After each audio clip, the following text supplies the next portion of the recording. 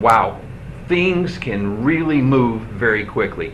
I only heard about this dedication of the altar for the third temple a few days ago, and now it has already happened.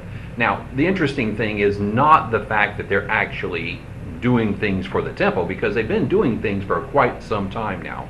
They have been gathering up all the accoutrements. They've been looking for the Kohanim, the Levites, so that they can perform the duties in the temple. All that stuff's been going on for some time. Of course, with the way that the situation is in the Middle East, they can't just go and do it, but they're getting prepared so they can go at a moment's notice. And we even see this in how quickly things can happen by the fact that this dedication for the altar has already happened. Now, the fact is that it's not the fact that the temple is ready to go that is the most interesting thing about this. It is the fact that now they have an altar. Now you see, you don't need a temple to actually begin the sacrifices.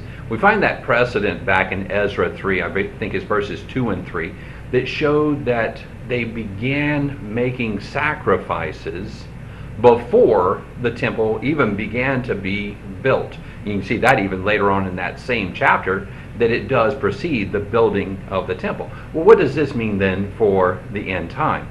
Well, what we see is that with an altar, the sacrifices can begin. So you don't have to have the whole building. If the altar is actually set up, then these sacrifices can begin.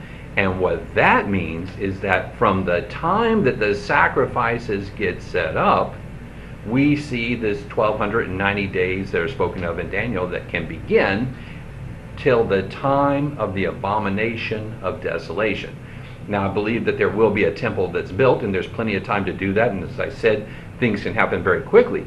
But once the altar gets set up and the sacrifices begin, we're going to see things really begin to move very quickly in this end time.